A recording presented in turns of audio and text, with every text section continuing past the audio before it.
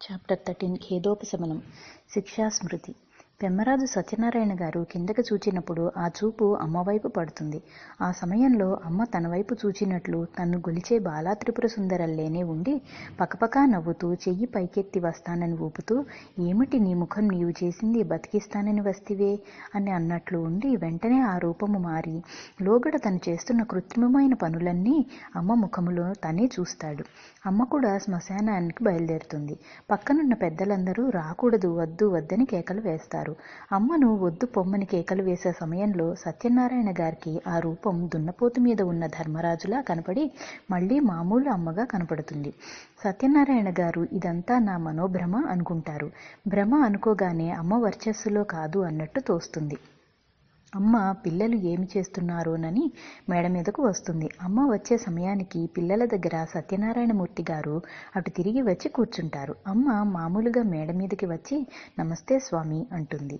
కానీ బిత్తర బిత్తర చూపులు చూస్తూ అమ్మ దగ్గరకు సమీపించగా భయపడుతూ లేచిపోతారు పక్క గదిలోకి. పిల్లలిద్దరూ ఏడుస్తూ ఉంటారు. అమ్మ పిల్లల దగ్గర కూర్చుని, నాన్న ఏడవబోకండి, నేను ఉన్నానుగా. లోకం, నీవు ఇందాక నాన్నగారికి ఏమని దండం పెట్టుకున్నా? లోకం, నాతో మాట్లాడుతూ ఉండు, చదువు చెప్పు నాన్న అని పెట్టుకున్నా. అమ్మ, నువ్వు ఏమని పెట్టుకున్నా నరసింహం? నరసింహం, నన్ను ఎత్తుకోమని పెట్టా. ఇద్దరూ కలిసి ఒకేసారి అమ్మను నీవు ఏమని పెట్టుకున్నావు అని అంటారు. అమ్మ, మీరు పొట్ట మీద పడుకోబెట్టుకుని అడిగినప్పుడు చిదంబరరావు గారు ఏమన్నారో అదే చేస్తానని. లోకనాథం అంటే ఏమిటి? అమ్మ, చెప్పేది కాదు, ముందు గుర్తు ఉంటే మీకే తెలుస్తుంది. నరసింహారావు, అయితే నాకు చెప్పవా? అమ్మ, నేను కనిపెట్టుకుంటాలే అని పెట్టుకున్నా నాన్న. నరసింహారావు, అంటే ఏమిటి? అమ్మ, మరే కాసేపు ఆగి మీ నాన్నగారు ఎత్తుకుండేవారనుకో, ఇప్పుడు ఎవరూ ఎత్తుకోనప్పుడు నేను ఎత్తుకుంటా. లోకనాథానికి రోజు డబ్బులు ఇచ్చేవారనుకో, ఎవ్వరూ ఇవ్వకపోతే కూలైనా చేసి ఇస్తా. మీ నాన్నగారు లేని మీ కుటుంబానికి ఏది తగిలినా మనిషిని చూపలేను, కానీ తక్కినవన్నీ చూస్తా. తీగ గులాబీ చెట్టు కింద నుంచుని ఆ తీగ గులాబీ అమ్మ వేసినది. లోకనాథం ఏడుస్తూ, నీవు చిన్నదానివేగా, ఎట్లా కూలీ చేస్తా? అమ్మ, అడుక్కొచ్చైనా పెడతా లోకం, ఏడవద్దు. సత్యనారాయణమూర్తి గారు పక్క గదిలో ఉండి ఇవన్నీ ఆలకిస్తూ ఉంటారు. ఈ ధీమాగల మాటలు వింటే ఏదో అసాధ్యంగానే ఉంది అని తనలో అనుకుంటారు. చిదంబరరావు గారు వచ్చిన తర్వాత చెప్పాలి. ఒక్కళ్ళు గుర్తించినట్లు లేదు ఈ పిల్ల విధానం. తల్లి ఉంటే చాలా ఆనందపడేది పాపం అని అనుకుంటూ, ఇందాకటల్లే ఉందో మార్పుగా ఉందో వర్చస్సు చూద్దాం అని అనుకుని బయటకు వస్తారు. అమ్మ మామూలు పిల్లగా కనపడుతుంది. సత్య తను చేసే ఉపాసనా లోపం చేత ఇన్ని మార్పులుగా కనపడుతున్నది. ఆ అమ్మాయి సామాన్యంగానే ఉన్నది. మన్నవ కృష్ణశర్మ గారి భార్య సుబ్బమ్మ గారు పిల్లల దగ్గరకు వచ్చి, అంతా స్నానాలు చెద్దురుగాని రండి నాయనా, మీ కర్మ ఇట్లా ఉంది, తండ్రి లేని బిడ్డలైనారు, ఆస్తి లేకపోయినా ఎక్కడో ఒకచోట మీ గంజి మీరు తాగుతున్నారనుకుంటే కొంప మునిగింది. అందరికంటే ఎక్కువగా వెంకట సుబ్బారావు గారి తల్లి తండ్రి కిందపడి ఏడుస్తూ ఉంటారు. బ్రహ్మణం శేషయ్య గారు, నాన్నగారి తాతగారు, నాన్నగారి బామ్మ రత్తమ్మ గారు కడుపుకు చిచ్చు పెట్టాడు, ఈ బిడ్డల్ని తల్లిని ఎవరు ఈదేట్టు, ఆస్తి కూడా ఏమీ లేదు అని అల్లాడిపోతుంటారు. కనకమ్మ బామ్మగారు స్నానాలు చేసి అంత దుఃఖాన్ని మృంగి పిల్లల్ని దగ్గరకు తీసుకుంటుంది. మరిడమ్మ తాతమ్మ గారు, అన్ని తరాల్లోనూ తల్లి తండ్రి లేని బిడ్డలు తప్పటంలా అని బామ్మను దగ్గర కూర్చోబెట్టుకుని, ఏడవకు అమ్మ, నా బండి గింజలు నీకే ఇస్తా, 2 ఏళ్లు గడిస్తే నీ బిడ్డ నీకు అక్కరకు వస్తాడు అని అన్నం కలిపి నోట్లో పెడుతుంది. కనకమ్మ బామ్మ నోరు తెరవదు. దహనానికి వెళ్లిన వారు ఇంటికి వస్తారు. అందరూ స్నానాలు చేసి దీపారాధన చేస్తారు. దీపాలు పెట్టే వేళ అయింది. ఇంతవరకు ఎవరూ భోజనాలు చేయరు. పసిబిడ్డలకు కూడా అన్నాలు పెట్టలా. పొద్దుగూకింది. అందరూ భోజనాలు చేసి పడుకుంటారు. 7 గంటలవుతుంది. ఎక్కడి వారు అక్కడ నిద్రపోతారు. సత్యనారాయణమూర్తి గారికి నిద్ర పట్టదు. అటూ ఇటూ తిరుగుతూ ఉంటారు. అమ్మ పడుకుని ఉంటే ముఖములో ముఖం పెట్టి చూస్తాడు. నిద్రపోయింది కదా అని మెల్లగా పక్కలో కూర్చుంటారు. ఆయన కూర్చున్న కాసేపటికి చిదంబరరావు గారు లేచి కూర్చుంటారు. చిదంబరరావు గారు, ఎందుకు అమ్మాయి దగ్గర కూర్చున్నారు? సత్యనారాయణ గారు, అమ్మాయి కాళ్ల తీపులతో బాధపడుతుంటే మెస్మరిజము అంటే మంత్రాలు చేద్దామని కూర్చున్నాం. అమ్మ ఏమీ మాట్లాడకుండా పడుకుని ఉంటుంది. సత్యనారాయణ గారు కాళ్ల మీద చేయి వేసి రుద్దుతూ ఉంటారు. నిద్రపోతున్న అమ్మ కాస్త లేచి, మీరు పెద్దవారు, నా కాళ్ళు పుచ్చుకుంటారేం? సత్యనారాయణ గారు. బాధగా ఉన్నదని పట్టుకున్నా అమ్మా. అమ్మ, ఎవరికి బాధ? సత్యనారాయణ గారు, నీకేనమ్మా. అమ్మ, నా బాధ మీకు చెప్పుకోలేదుగా, అయినా మీరు పట్టుకుంటే బాధలు తగ్గుతాయి ఏంటి? సత్యనారాయణ గారు, ఆ తల్లి దయవల్ల తగ్గుతుందమ్మా. అమ్మ, మా మామగారికి తగ్గించలేదేం? సత్యనారాయణ గారు, ఆయుర్దాయం లేని వాళ్లకు తగ్గదు. అమ్మ, ఆయుర్దాయం లేకపోతే చచ్చిపోతారు. మీరు చేసే మెస్మరిజము బాధ నివారణకు గదా, బతికి ఉన్నంత వరకైనా బాధలు తగ్గలేదుగా. సత్యనారాయణ గారు, అమ్మ బాబోయ్, ఇదేమిటి అసాధ్యపు పిడతలా ఉంది? చిదంబరరావు గారు లేచి, ఏమిటమ్మా, ఏమిటా గొడవ? అమ్మ, ఏముంది, ఈనాడు అడగకుండానే అందరి బాధలు అర్థం చేసుకుంటారట. ఈ ఆవరణలో ఎవరెవరు ఏ ఏ బాధలతో ఉన్నారో చెప్పమనండి, కనీసం నివారణ ఎట్లా ఉన్నా. చిదంబరరావు గారు, ఇంత గొడవ ఎందుకొచ్చింది పెద్దవారితో? అమ్మ, పెద్దవారు కాకపోవటంతో వస్తుంది. వీరు ఉపాసకులట. ఉపాసకులు? ఉపాసన అంటే ఇదేనా? ఏం మూర్తిగారు మాట్లాడరేం? బాల ఉపాసన అంటే చిన్నపిల్లల ఉపాసన. గద్దించి, ఇదేనా ఉపాసన అంటే? పలకరేం? వచ్చే వాళ్ళందరికీ మీరు చేసే మెస్మరిజం ఇట్లాగే ఉంటుందేమో. మీరు ఉపాసన మానుకున్నా సరే, వివరించి చెప్పినా సరే. మెల్లిగా, మర్యాదగా ఉంటే ఉండాలి, లేకుంటే మేడ దిగు. తాతగారితో, ఏమిటి తాతగారు ఇట్లాంటి వారందరినీ పోగు చేశారు? సత్యనారాయణ గారు మంచానికి గజం దూరంగా రెండు చేతులు కట్టుకుని తల వంచుకుని మౌనంగా దుఃఖముఖంతో నుంచుంటారు. అమ్మ తాతగారి పక్కలోకి వెళ్లి పడుకుని, అయ్యా, ఉపాసనంతా ఊరికెళ్ళింది. దివాలా కోరు ముఖం వేసుకుని బిక్క ముఖంతో చూడు ఎట్లా నుంచున్నాడో. అయ్యా. చిదంబరరావు గారు, అంతా మీ తాత వెంకయ్య గారల్లే మాట్లాడుతున్నావే. ఆ దర్పము నువ్వు. అసలు ఏమిటమ్మా ఈ గొడవ? ఏమి చేశాడేమిటి? నీకు కోపం రావటం అంటే సామాన్యం కాదమ్మా, ఏదో విలయం ఉంటుంది. అమ్మ, ఏమన్నా చేస్తేనా? చిదంబరరావు తాతగారు, అబ్బో, మా అమ్మగారు విజృంభించిందే. అమ్మ, అవసరమైతే ఏదన్నా చేస్తా, నాకోసరమే కాదు, ఇట్లా ఎంతమందిని వేధిస్తున్నాడో. చిదంబరరావు గారు, ఇదే తిరుగుడు, ఇందుకా కోపం వచ్చింది? నీ అగ్నితత్వాన్ని ఎవరేమి చేస్తారమ్మా? అమ్మ, అయితే జలతత్వాన్ని చేస్తారన్నమాట. చిదంబరరావు గారు, అది కాదమ్మా నేనన్నది, నీ జోలికి ఏమొస్తారులే అంటున్నాను, వాళ్లను చెయ్యమని కాదు. అమ్మ, ఇంతకు ఈయన సంగతి తేల్చండి, మేడ దించండి ముందు. చిదంబరరావు గారు, తెల్లవారినియ్యమ్మా. అమ్మ, నిలువున నుంచున్నాడు, పడుకోబెట్టండి, పడతాడేమో. చిదంబరరావు గారు, స్వామి పడుకుంటారా? సత్యనారాయణ గారు, కదలడు. చిదంబరరావు గారు, పడుకోండయ్యా, పడుకోండి. అమ్మ, దిగండయ్యా, మేడ దిగండి. చిదంబరరావు గారు, ఏమిటమ్మా, తెల్లవారినియ్యరాదు, ఏదో ఒకటి చేద్దాం. అమ్మ, తాతగారు, ఆయన, నేను, నువ్వు కూర్చుని అసలు ఉపాసన అంటే ఏమిటో తేల్చుకుందాం. ఆలస్యం చేస్తే ఆయన బాగుపడటానికి అవకాశం లేదు. చిదంబరరావు గారు, ఈ పూటే బాగుపరచదలిచావా? అమ్మ, బాగుపడే రోజు వస్తేనేగా ఆయనకు అటువంటి దుర్బుద్ధి పుట్టింది. చిదంబరరావు గారు, అయ్యా మూర్తిగారు, ఇటు కూర్చుందాం రండి. సత్యనారాయణ మూర్తి గారు మెల్లగా అడుగులో అడుగు వేసుకుంటూ వచ్చి కూర్చుంటారు అమ్మ తాతగారుల దగ్గర. చిదంబరరావు గారు, ఏమిటమ్మా, మాట్లాడు. అమ్మ, మాటలతో ఏమి బాగుపడతారు? మాటలతో బాగుపడే స్థితి ఉంటే శాస్త్రాలతో బాగుపడేవాడు. ఆయనకు అనుభవం కావాలి కానీ మాటలు అక్కర్లేదు. మీరు ఉండండి తాతగారు, నేను అడుగుతాను. మూర్తిగారు, అసలు ఉపాసన అంటే ఏమిటి? సత్యనారాయణ మూర్తిగారు దాదాపు పావుగంట సేపు మాట్లాడారు. ఈ పావుగంటలో ఆయన చేసినవన్నీ కళ్లకు తట్టుతూ ఉంటాయి. ఒక్కో దృశ్యం కనపడ్డప్పుడల్లా ఉలిక్కి పడతాడు. పావుగంట అయిన తర్వాత అమ్మా భయమేస్తుంది అంటాడు. ఒక గంట తర్వాత అమ్మా భయము, అమ్మా భయము అంటూనే ఉంటాడు. చివరకు అమ్మఒడిలో తను పసివాడైనట్టుగా ఉంటుంది. ఇటువంటి పసిబిడ్డలను గదా నేను మోసం చేశాననుకుంటాడు. వెక్కి వెక్కి ఏడ్చి అమ్మ రెండు పాదాలు పట్టుకుంటాడు. పాదాల మీద పడగానే పొద్దున శవము దగ్గర చూచిన బాలా త్రిపుర సుందరి రూపం మళ్లీ కనపడుతుంది. అమ్మా జగన్మాత, నీవేనా? నిన్ను అర్థం చేసుకోలేకపోయినానమ్మా, కానీ ఇంత ప్రత్యక్షంగా అనుభవాలు ఇవ్వటం కోసము ఇన్ని లోపములు చేయించావా నా చేత?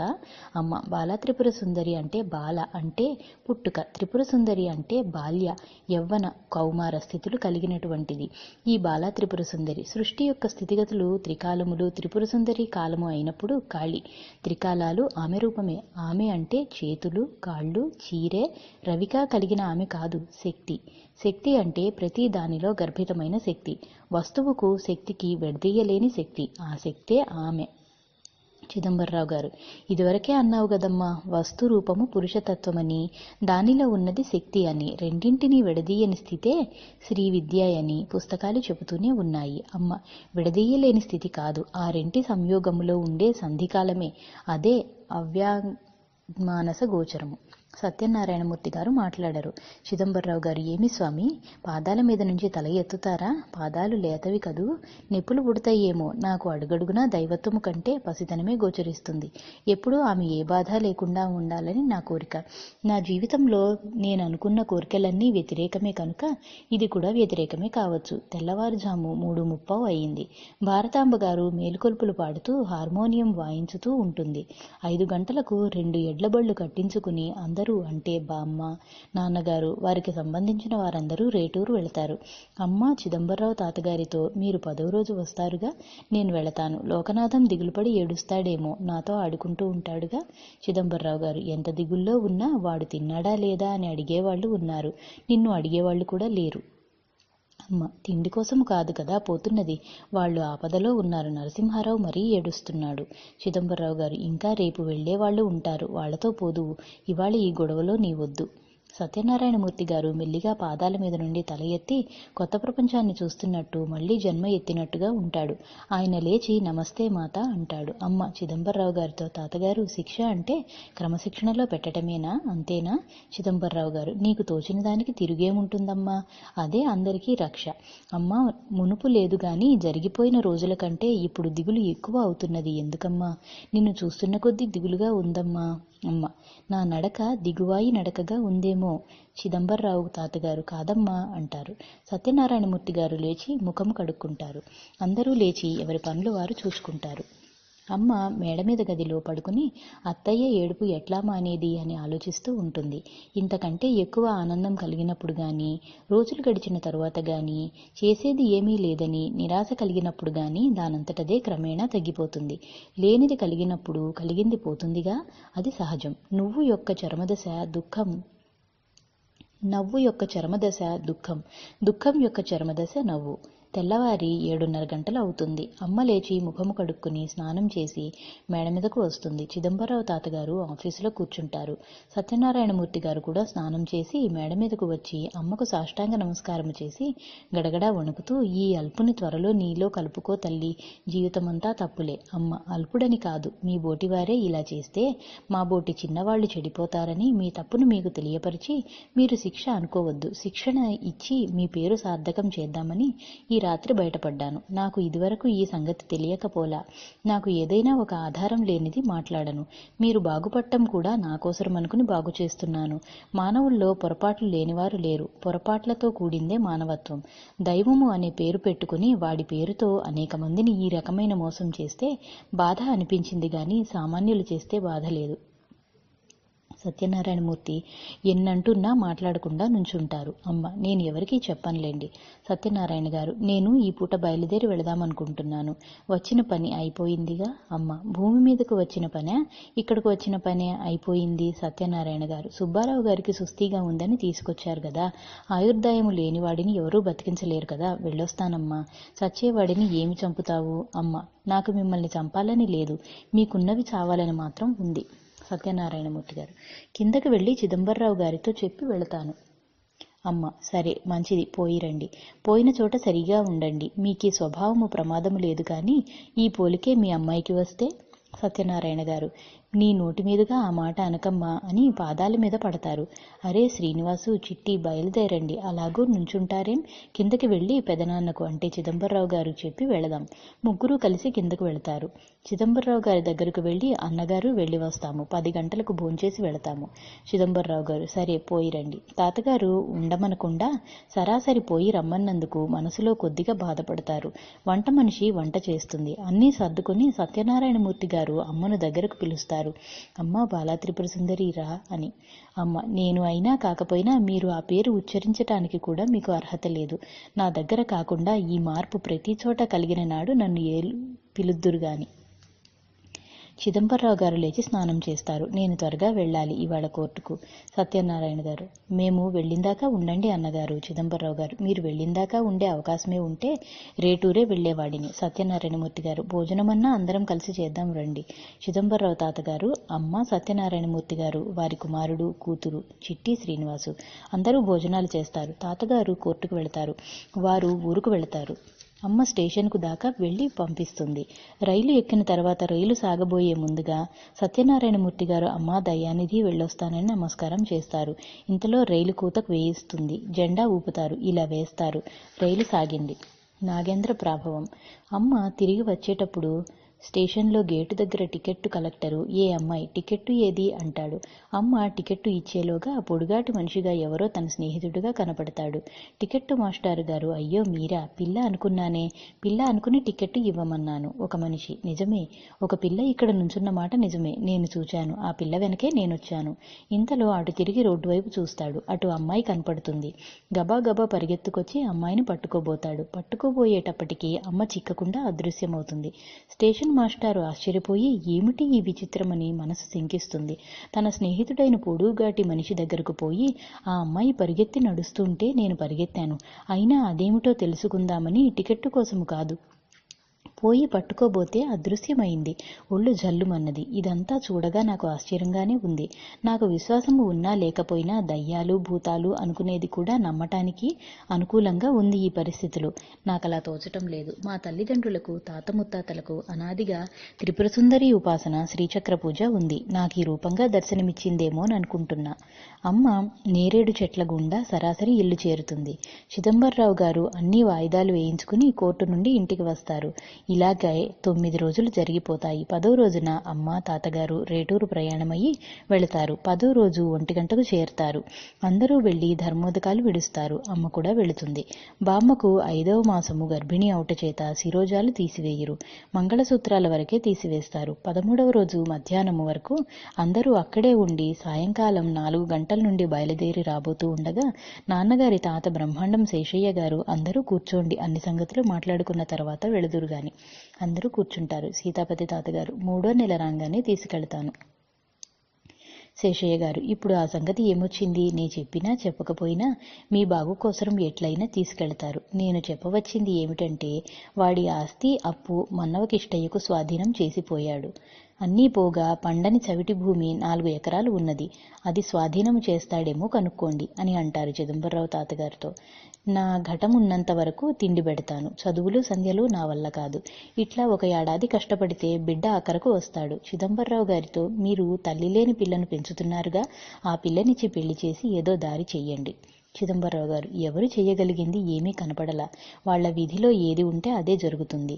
కొంత ఫండు వస్తుందిగా, అంటే స్కూలు తరఫున డబ్బు, అది పెట్టి ఈ క్లాసు పూర్తి చేసుకుంటే తరువాత ఎక్కడో అక్కడ 10 రూపాయలు తెచ్చుకుని వాళ్ళ అమ్మను బతికిస్తాడు. మన్నవకిష్టయ్య గారికి సుబ్బారావు బతికి ఉండగానే పొలం స్వాధీనము చెయ్యమని నా చేత నోటీసులు ఇప్పించాడు. శేషయ్య గారు, అట్లాగా, నాకు తెలియలేదు. అందుకే మా పెద్దమ్మాయి ఈ తల్లిని పిల్లల్ని మనం భరించలేం అంటున్నది. తల్లితో బాగా పోట్లాడుతున్నది. చిదంబరరావు గారు, ఇవన్నీ సరే, ఎట్లాగో అవుతాయి. పిల్లని ఇప్పించే బాధ్యత మాత్రం నాది కాదు. కనకమ్మకు కనపడి మాట్లాడి వెళతాను, ఏమంటుందో. చిదంబరరావు తాతగారు బామ్మగారి దగ్గరకు వెళతారు. ఏమమ్మా కనకం, నేను వెళ్ళి వస్తాను.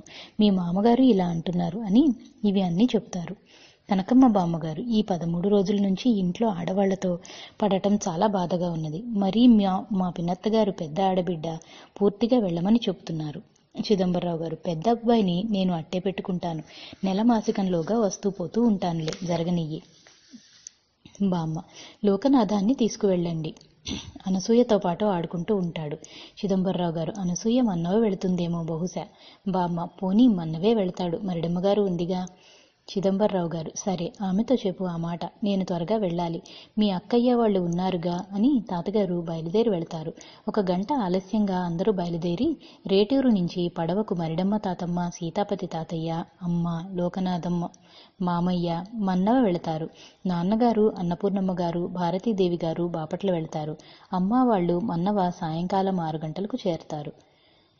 మన్నవ ఊరి ముందర సత్రం దగ్గర పెద్ద పాము పడగ విప్పి ఆడుతూ ఎదురుగుండా నుంచుంటుంది. అమ్మ తల వంచుకుని దాన్ని చూడకుండానే దాని మీదుగానే వచ్చేస్తుంది. పక్కన ఉన్న రాఘవరావు మామయ్య, ఓ మొద్దు పాము, చూడకుండానే నడుస్తావేం?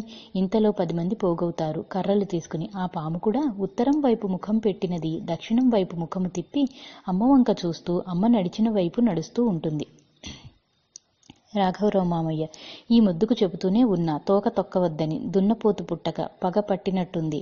కర్రలు మాత్రం తెచ్చారు గాని మాధవాచార్యులు గారిది జరిగినప్పటి నుండి పామును కొట్టడానికి ఎవరికీ ధైర్యం చాలదు. పాము అదృశ్యమైపోతుంది. అమ్మ వాళ్ళు ఇంటికి చేరుతారు. మాధవాచార్యులు గారి చరిత్ర చాలా విచిత్రమైంది. మన్నవ శివాలయంలో ఒక ప్రమాణమైనటువంటి పుట్ట ధ్వజానికి ఉత్తరపు వైపున ఉన్నది. అందులో ఒక ప్రమాణమైన పొడుగు పొట్టి గాని నాగేంద్రుడుండేవాడు. వాడి ప్రతి నాగుల చవితికి పాలుపోస్తూ సంతానం లేనివారు, జబ్బులున్నవారు ప్రదక్షిణాలు చేస్తూ ఉండేవారు. చెన్నకేశ్వర స్వామి ఆలయంలో అర్చకుడు, ఆయుర్వేద వైద్యుడు, పాముల మంత్రగాడు ఎటువంటి సర్పాన్ని చేత్తో పట్టుకుని ఆడించగల శక్తి కలవాడు. ఈ ప్రదక్షిణాలను చేసేవాళ్లను చూస్తే ఆయనకు, మాధవాచార్యుల వారికి చాలా హాస్యాస్పదంగా ఉండేది. మన్నవ గోపాలకృష్ణయ్య గారి కూతురు ఒక ఆమె చాలా కాలం నుండి కడుపు నొప్పితో బాధపడుతూ ఉంది. ఆమె ప్రదక్షిణాలు చేయటం మొదలుపెట్టిన తరువాత కడుపులో నొప్పి తగ్గింది. ఒక రోజున ఆ పుట్టలోనే 2 పాములు కనపడ్డాయి. మాధవాచార్యులు గారు, నిజమైన నాగేంద్రుడైతే చంపితే నన్నేమన్నా చేస్తాడేమో చూద్దాం, స్వామి అయితే నన్ను ఏదో ఒకటి చెయ్యాలి కదా అని చెప్పి 2 పాములున్న పుట్టను పగలగొట్టేసి 2 పాములను 2 చేతులతో పట్టుకుని నడి బజారుకొచ్చి, దేవుడిని మొక్కుతుంటిరే, నేను చూడండి లాక్కొచ్చాను, నన్నేమీ చంపలేదు, మీ అందరి ఎదుట నడి బజార్లో చంపేస్తాను. మనుషుల్లో సాధుత్వం గలవాళ్లు ఉన్నట్టే పాముల్లో కూడా ఉండవచ్చు. అంత మాత్రం చేత పాములు దేవుళ్ళవుతాయేం? ఇంతలో మన్నవ నరసింహం గారు అందుకుని, నీవు గుళ్ళో అర్చకుడివి గామాను, నీవు కొల్చే రాళ్లన్నీ దేముళ్లేనా? చైతన్యము లేని రాళ్లే దేముళ్లని నీవు పూజిస్తుంటే చైతన్యముతో ఉన్న సాధుత్వము గల పాముల్ని దైవంగా భావించటంలో తప్పేముంది? ఎవరిష్టం వాళ్లది అనుకుంటూ కోరలు తీస్తుండగా ఏదో గుచ్చుకున్నట్టుగా ఉంటుంది. వెంటనే పడిపోతారు. అరగంట సేపటికల్లా ప్రాణము పోతుంది. అందరూ గుచ్చుకొని ప్రాణము పోయిందనుకోరు. నాగేశ్వర స్వామిని చంపటంతో వీడి ప్రాణం పోయింది అని ఎవరికి తోచినట్టుగా వారు అనుకుంటారు. రోజూ ప్రదక్షిణాలు చేసే ఆమె మామూలుగా ప్రదక్షిణాలు చేయటానికి బజారుకు వచ్చేసరికి ఈ వార్త తెలుస్తుంది. ఇంటికి వెళ్లి పడుకుంటుంది. అట్లా వారం రోజులు అన్నం నీళ్లు లేకుండా ఏడుస్తూ కన్ను తెరవదు. ఆహారం తీసుకోదు. 10 రోజులు అయిన తదుపరి పాము స్వప్నంలో కనపడి, ఎందుకు అట్లా ఏడుస్తావు? నన్నెవరూ చంపలా, నేను నీ పొట్టలోనే ఉన్నాను అని పలికేటప్పుడు పాము పక్కనే ఒక చిన్న అమ్మాయి ఎవరో 4 ఏళ్ల పిల్లగా కనపడుతుంది. తను పుట్టలో పాలు పోసేటప్పుడు పాము మాదిరిగా కనపడి అది మళ్లీ ఈ కనపడ్డ చిన్న అమ్మాయిలోకి చేరినట్టుగా ఆగపడుతుంది. ఈ రోజు నుండి పాము లేకపోయినా పుట్టలో పాలు పోసి పో, చాలా జంతువులు తింటాయి. నాగేంద్రుడు అంటే పాము అని కాదు, నాగేంద్రుడంటే మన వెన్నంటి కాపాడేదే నాగేంద్రుడు అని చెప్పి ఈ పిల్ల కూడా అదృశ్యమవుతుంది. అది ఆమెకు స్వప్నముగాను మెళకువగాను కాని ఉన్నట్టు ఉండదు. ఇది ఏమిటి ఈ స్థితి అని పాలు తీసుకుని ఆ పుట్ట ప్రదేశము దగ్గరకు వెళ్లి తూలిపోయే శరీరంతో మెల్లగా నడుచుకుంటూ పాలు పోస్తుంది. పుట్టలేని ప్రదేశము చూచి పెద్దగా ఏడుస్తుంది. ఆ ఏడ్చేటప్పుడు మళ్లీ ఇందాక కనపడ్డ పాప కనబడుతుంది. ఈ పాప ఎవరో చూద్దాం, ఈ ఊరు పిల్ల అవునో కాదోనని చాలా ఆవేదన పడుతుంది. పాలు పోసే ఇంటికి వచ్చేస్తుంది. ఇది జరిగిన తర్వాత 1 నెలకు అమ్మను చూడటం తటస్థపడుతుంది. అమ్మను చూచిన తరువాత కల్లో కనపడ్డ అమ్మాయి ఈమెనని అనుకుంటుంది. రోజు పాలు మాత్రము పోసి వస్తుంది. ఒకరోజు అమ్మ ప్రత్యేకంగా వారి ఇంటికి వెళుతుంది. పాల గ్లాసు చేతులతో పట్టుకుని పాలు పొయ్యటానికి ప్రయాణం అవుతుంది.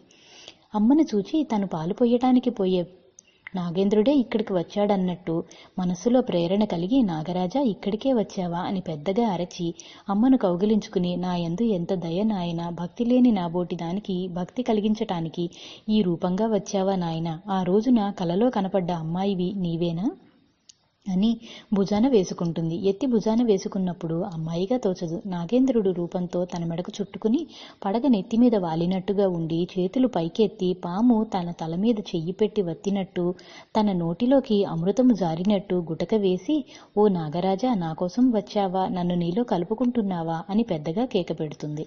నాగరాజులో ఆమె ప్రాణము లీనమైపోతుంది. ఇరుగు పొరుగు వారు పరిగెత్తుకు వస్తారు. వచ్చేటప్పటికే నుంచునే ప్రాణము పోయి ఉంటుంది. ప్రాణము లీనము కాగానే అమ్మ భుజము మీద నుంచి కిందకి దిగుతుంది. తరువాత 5 నిమిషాలకు పడిపోతుంది. శిరస్సులో గుండా ప్రాణము పోయి కళ్ళు తెరచి వస్తున్న వారిని చూస్తున్నట్టుగా ఉంటాయి. గుడ్లు నిలబడిపోతాయి. వచ్చిన ఇరుగు పొరుగు వారంతా ఆమె పుట్టలో పాలు పోయటం, ఆ దుర్మార్గుడు పామును చంపటం, ఆ దిగులుతోనే ఆమె ప్రాణం పోయింది అని అనుకుంటారు. అమ్మ ఒక పక్కన గోడ మొత్తనే నుంచుంటుంది. ఆ మహాజనములో అమ్మను గుర్తించరు. భర్త ఇంట్లో ఉండేవాడు కాకపోవటం చేత ఇరుగు పొరుగు వారే పుట్టింటి వారికి కబురు చేసి ఆ సాయంకాలం వరకు శవాన్ని ఆపుతారు. మరిడమ్మ తాతమ్మ గారు వచ్చి శవము దగ్గర కూర్చుని శిరస్సు చిట్లి ఉంది. ఇదే బ్రహ్మకపాళం గుండా ప్రాణం పోవటం అంటారు. ఎంత ధన్యురాలో! అది మహా పవిత్రత గనుక నిజంగా భర్త చేతుల్లో ఆయన ఏ రూపంగా చంపినప్పటికీ ఆయన చేతుల్లో పోవటం చేత బ్రహ్మకపాలం గుండా ప్రాణం పోయిందేమోనని అంటుంది. ఇట్లా పోయిన తర్వాత శవాన్ని నిల్వ ఉంచకూడదంటుంది. పక్కింటామె భర్త చేతుల్లో ప్రాణం పోలేదు, ఆయన ఊరికెళ్ళి వారం రోజులైంది అని అంటుంది. మన్నవ హనుమంతయ్య గారు, అయితే మరి ఏది కారణమై ఉంటుంది? ఇటువంటి చావు మహామహా యోగులకునే వారికి సాధ్యమవటంలా. అమ్మ ఎరగనట్టుగా వచ్చి తాతమ్మ భుజాల మీద చేతులు వేసుకుని నీవు వీపు వెనుక కూర్చుంటుంది. మరిడమ్మ తాతమ్మ, నీవు ఎందుకొచ్చావమ్మా పెద్దనాపసానిలాగా? నీవు లేకపోతే ఇదంతా జరగదని వచ్చావా? అమ్మ, నేను లేకపోతే జరగదుగా ఇదంతా. జరిపింది నేనే అంటే ఏదో హాస్యాస్పదంగా మామూలు మాటలుగా తీసుకుని నీ ముఖం ఇంటికి పో అంటుంది మరిడమ్మ తాతమ్మ. పక్కన కూర్చున్న వాళ్ళు ఈ అమ్మ మరిడమ్మకు కంఠమాల అని చెబుతూ, దిగమంటే దిగవేం, నీవెందుకు చిన్నపిల్లవు, పో బయటకు అని చెయ్యి పట్టుకుని లాగి బయటకు పంపిస్తారు. అందరూ మాధవాచార్యులు గారే కారణంగా తీసుకుని ఇంకా ఈ తతంగం. తిరిగే భర్త కోసం ఎందుకు ఆపుతాం, ఒకచోట ఉన్నాడనే గుర్తు లేదుగా. ఎవరో ఒకరు తీసుకెళ్లి దహనం చెయ్యండి అని నిశ్చయించుకున్న తరువాత తల్లి తండ్రి తెలిసి వస్తారు, భర్త తెలియకుండా వస్తాడు. దహనం జరిగిపోతుంది. చక్కగా పసుపు కుంకుమతో ఊరేగింపుతో తీసుకువెళతారు. పనులు పూర్తి అవుతాయి. ఎవరి ఇళ్లకు వాళ్ళు వెళతారు. బాంధవి. సుబ్బారావు గారు పోయినారని దిగులుతో సీతాపతి ఒక ఇంటివాడైనాడనుకుంటే మళ్ళా దీని కర్మ ఇట్లా వచ్చిందని ఏడుస్తూ ఆదరించటానికి వచ్చే వారందరికీ సమాధానాలు చెబుతూ వండి పెడుతూ ఉంటుంది మరిడమ్మ తాతమ్మ. సీతాపతి తాతగారు, ఈ సంసారము కూడా మన నెత్తిన పడ్డది, వడ్లకు ధర తగ్గిపోయింది, ఎట్లాగా ఈదటమని చాలా విచారంగా ఉంటారు. అమ్మ చెట్ల కింద పుట్ల కింద చెరువుల్లో కాలవల్లో కట్ట మీద ఎక్కడ పడితే అక్కడ నిశ్చింతగా ఆడుకుంటూ ఉంటుంది. ఇట్లాగే 2 మాసములు గడుస్తాయి. 3వ నెల ప్రవేశించగానే మరిడమ్మ తాతమ్మ గారు వెళ్లి పిల్లల్ని బామ్మను రేటూరు నుంచి తీసుకొస్తుంది. నాన్నగారికి సెలవులు ఇస్తారు. నాన్నగారు కూడా వస్తారు. బామ్మను ఇక్కడే అట్టే పెట్టుకుంటారు. వచ్చిన 2 మాసములకు ప్రసవించుతుంది. చైత్ర బహుళ ఏకాదశి నాడు సాయంత్రం 4 గంటలకు ఆడపిల్ల పురుట్లోనే బామ్మను తాకి పిల్లనెత్తుకు మోస్తూ ఉంటుంది. పాపత్తయ్యకు కూడా పురుడు పోసింది గొల్లనాగమ్మే. ఇరుగు పొరుగు వారందరూ చేరి ఆడపిల్ల పుట్టింది, ఆడపిల్ల కోసం కలవరించి చచ్చిపోయాడు, ఆడపిల్ల పుట్టేసరికి లేడు గదా అని అందరూ ఏడుస్తారు. సుఖంగా 11 రోజులు గడుస్తాయి. స్నానం చేయిస్తారు. అమ్మకు 9 సంవత్సరముల 15 రోజులు. పాప పుట్టినరోజు మొదలు చేసుకుని పాపకు 6వ నెల వచ్చిందాకా ఒక్క క్షణం కూడా వదిలిపెట్టి ఉండదు అమ్మ. లోకనాథం బాబాయిని మన్నవలో స్కూల్లో చేర్చారు. అమ్మ పాపకు ఉగ్గు పట్టడం నేర్పి పోతపాలు అలవాటు చేసి అమ్మతో పోయిస్తూ తన కుంటి పిల్లవాడైన నరసింహారావు పని చూస్తూ ఉండేది. పాపత్తయ్యకి నీళ్లు మాత్రము బామ్మ పోసుకుంటూ ఉండేది. అమ్మ రోజు 2-3 ఇళ్లు తిరిగి ఆవుపాలు తెచ్చి పాపకు పోస్తూ ఉండేది. నాన్నగారికి హైస్కూల్ సెలవులు అయిపోయి బాపట్ల వెళతారు. తరువాత సీతాపతి తాతగారు, ఈ సంసారం నేను భరించలేను అంటారు. సరాసరి బామ్మతో అనక పులిపాక చల్లమ్మ గారితో అంటారు. ఆమె వచ్చి మరిడమ్మ తాతమ్మతో అంటుంది. మరిడమ్మ గారు అచ్చంగా తనే భరించనక్కర్లేదు, నా బండి ఒడ్లు ఉన్నాయి అని ఇద్దరూ చెప్పుకుంటుండగా బామ్మ వింటుంది. కనకమ్మ బామ్మ మరిడమ్మ తాతమ్మతో, నేను ఎక్కడో అక్కడ పని చేసుకుని బతుకుతాను, అన్నయ్యకు కష్టం కలిగించటం ఎందుకు అని బయలుదేరి పిల్లల్ని తీసుకుని బాపట్ల పోతానని బెజవాడ వెళుతుంది. బెజవాడ రైల్వే స్టేషన్ దగ్గర ఎరిగి ఉన్న వాళ్ళు కనపడతారు. నాన్నగారు బాపట్ల నుండి మన్నవ వచ్చి నిజామాబాదు బంగళా నుండి సామాను తీసుకెళ్లమని కబురొచ్చింది. అమ్మ ఏమి చెబుతుందో, నేను పోదామంటే రైలు ఛార్జీకి డబ్బు లేదు, మామయ్య ఏం చెయ్యాలో తోచటం లేదు. సీతాపతి తాతగారు, నేను ఏం చేసేది, నా వల్ల ఏం కాదు, వడ్లకు ధర తగ్గిపోయింది, పుట్టి రూ. 28లకు కూడా అమ్ముతున్నది, వడ్ల ధర తగ్గినా ఖర్చులు తగ్గించుకోలేకుండా ఉన్నాం. మరిడమ్మ తాతమ్మ, నాన్న నాగేంద్ర ఇట్లారా అన్ని విషయాలు చెప్పి మీ అమ్మకు కష్టం తోచి బాపట్ల వెళతానని వెళ్ళింది. బాపట్లకు రాలేదా? నాన్నగారు, రాలేదే అమ్మ, ఒకవేళ బెజవాడ వెళ్ళిందేమో, నిన్న నరసింహారావుతో చెబుతుంటే విన్నాను. మరిడమ్మ తాతమ్మ, నరసింహారావుకు కూడా మీ నాన్న జబ్బే ప్రారంభించినట్టుంది నాన్న. నాన్నగారు కంటతడి పెడుతూ తల వంచుకుని కూర్చుంటారు. ఏమీ చెయ్యటానికి తోచదు. అడుక్కొచ్చైనా ఆమెకు పెట్టి నేను తింటాను. లోకనాథం అమ్మ చిన్న చిన్న కథలు చెప్పుకుంటూ అరుగు మీద కూర్చుంటారు. రాత్రి 7:30 గంటలు అవుతుంది. నాన్నగారు వాళ్ళిద్దరూ కూర్చున్న చోటుకు వస్తారు. లోకనాథం చేతిలో ఒక ₹1/2 పెట్టి, ఏమన్నా కొనుక్కుని తిను, అమ్మ నీతోనన్నా చెప్పిపోలేదా అంటారు. లోకనాథం. చదువుకుంటూ అనసూయతో ఆడుకుంటూ ఉండు, మళ్ళా వచ్చి తీసుకెళతాను. నరసింహాయికి మందు ఇప్పించి తీసుకొస్తానని వెళ్ళింది. నాన్నగారు లోకనాథాన్ని దగ్గరకు తీసుకుని, నీవు దిగులు పడబోకు నాన్న, నాన్నగారు ఎక్కడికి పోలా, నిజామాబాదులో ఉద్యోగం చేస్తున్నారు, మనం వెళదాం అంటారు. మరిడమ్మ తాతమ్మ గారు భోజనాలకు పిలుస్తుంది. అందరూ భోజనాలు చేసి పడుకుంటారు. అమ్మ పొద్దుపోయిన తరువాత రోజూ పున్నయ్య గారి తోటలోకి వెళ్ళేది. మానుకుని నాన్నగారు పడుకున్న మంచం దగ్గరకు వెళ్ళి చేతి గాజు ఒకటి తీసి నాన్నగారి చేతిలో పెట్టి, ఇదిగో బాబా, ఒకటి అత్తయ్య తీసుకెళ్ళింది, ఒకటి నీకు ఇవ్వమన్నది. నిజామాబాదు నుంచి ఉత్తరం వస్తే వెళ్ళి సామాను తీసుకురమ్మన్నది, ఎవరికీ చెప్పవద్దన్నది, దిగులు పడవద్దు, ఏ దిక్కు లేని వారికి దేవుడే దిక్కని ఆమె వెళ్ళింది. నాన్నగారు, ఇవి మా నరసింహారావు మురుగులల్లే ఉన్నాయి, మా లోకనాథానికి ఉండేవి, చిన్నప్పుడు నాకు ఉండేవి, ఇవి ఇట్లా ఖర్చు పెట్టుకోవలసి వచ్చింది, ఇవి మురుగులు అమ్మవే. నాన్నగారు గుర్తు తెలియక అంటమే. అది జేబులో పెట్టుకుని నిద్రపోతారు. తెల్లవారుజామున లేచి బెజవాడ వెళతారు. బెజవాడ స్టేషన్ అంతా వెతికినా బామ్మ కనపడదు. నాన్నగారు బెజవాడ నుండి నిజామాబాదుకు వెళ్లి సామాను తీసుకువస్తారు. బాపట్లకు సామాను దాచుకోని చోటులేక ఎవరడిగితే వారికి ఇస్తారు. ఒకరు బెంచి ఇవ్వమని, ఒకరు కుర్చీ ఇవ్వమని తలో రకంగా అడిగి తీసుకుంటారు. నాన్నగారు ఆటల్లో గెలిచిన అద్దాలు 2 భారతాంబ గారికి ఇస్తారు.